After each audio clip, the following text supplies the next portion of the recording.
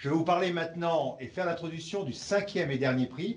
Un dernier prix qui, moi, me ravit. Vous allez comprendre pourquoi, parce que je suis né là, dans les steppes de l'Est en France.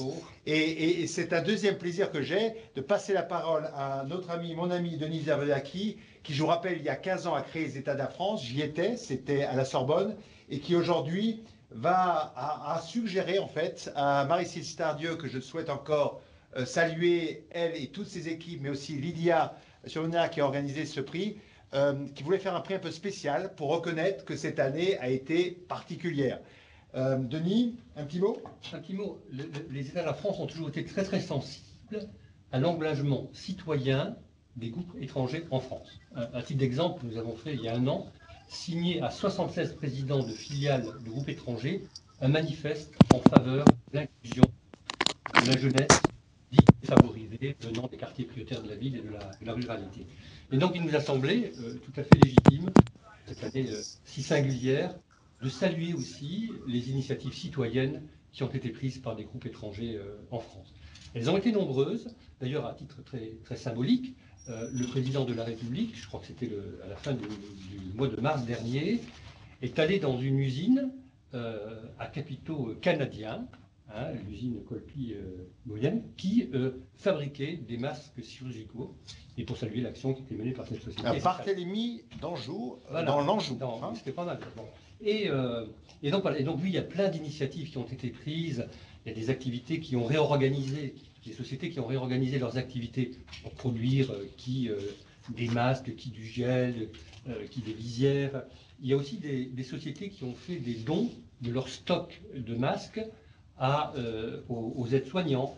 Il y a aussi des sociétés qui, dans la plus grande des discrétions, ont fait des dons financiers souvent très, très, très significatifs. Voilà. Donc il y a eu plein d'initiatives et on s'est dit que ce serait bien de saluer aussi une société qui, cette année, s'est singularisée dans ce domaine. On lance la vidéo. Et on lance la vidéo. Bravo.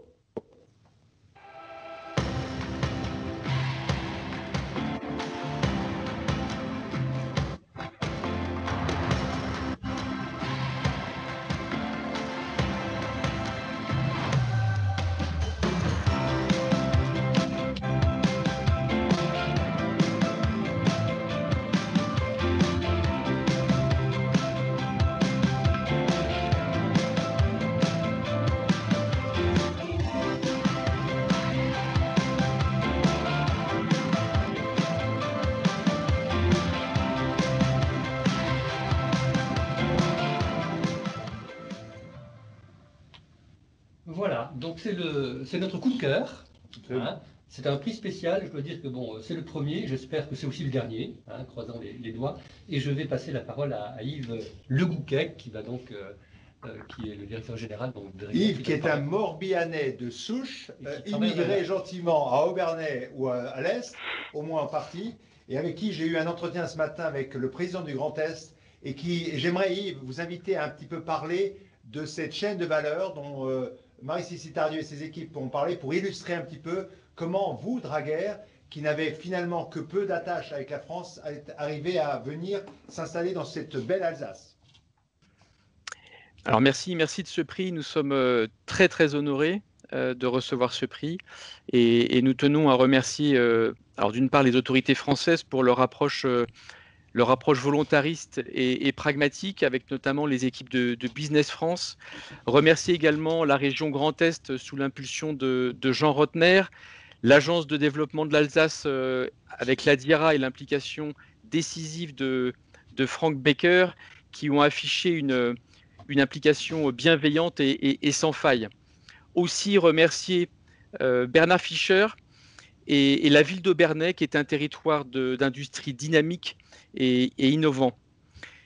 Tout en concrétisant ce projet d'investissement de nouveaux sites de production de masques de haute technicité, les équipes Dräger en France se sont totalement mobilisées pour mettre en service plus de 1000 respirateurs lourds de réanimation dans les hôpitaux en France métropolitaine, mais également d'outre-mer, et en assurer le maintien en conditions opérationnelles. Et pour conclure, je tiens particulièrement à remercier chaleureusement l'ensemble des salariés de Dräger en France. Cette réussite, c'est la leur. Et c'est au fabuleux travail d'équipe qu'en revient le mérite. Donc merci beaucoup. Ce titre nous touche beaucoup. Bravo. Alors l'Alsace est dans le Grand Est et nous avons la chance d'avoir Lila Mirabel, qui est la vice-présidente de la région, chargée de la compétitivité, de l'innovation et du numérique. Et je vois qu'elle est là, donc nous lui donnons la parole. Bonsoir à toutes et tous, bonsoir à Yves également. D'abord, je vous félicite pour cette cérémonie qui est tout à fait remarquable dans un contexte certes complexe, mais qui dit encore que la Team France a raison de porter l'étendard du Choose France avec d'incroyables projets industriels dans un pays qui sait capter de la valeur.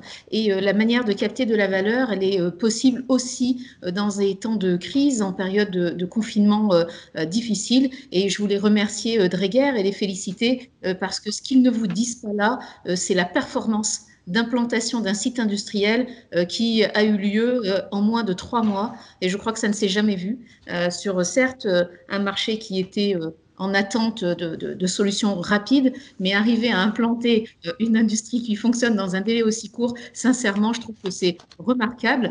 Ça se passe dans l'Est, ce n'est pas par hasard. Je crois que c'est le meilleur de nos deux cultures franco-allemandes et celle de l'Est particulièrement et en Alsace, qui ont permis effectivement un dialogue de grande qualité pour que effectivement cette entreprise allemande choisisse néanmoins de traverser le Rhin, de s'implanter finalement pas si loin de chez elle pour trouver le meilleur finalement de ce que l'on peut envisager pour l'implantation d'un site industriel. Ce point-là me paraît effectivement très singulier pour le souligner ici.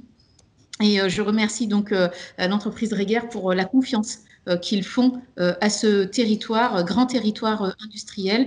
Et puis voilà, c'est quelque chose qui compte pour nous, que nous allons continuer à accompagner, et vraiment de remercier l'ensemble des organisateurs et les membres du jury d'avoir su identifier vraiment cette signature de l'accélération d'une implantation industrielle. Je pense qu'on peut le garder dans nos annales pour aller chasser les gros projets industriels internationaux en France et leur dire qu'on sait le faire en 3 mois avec une entreprise qui produit et qui se vend très bien. La rentabilité est au rendez-vous lorsqu'on s'implante en France et dans le Grand Est. Voilà, merci à tous.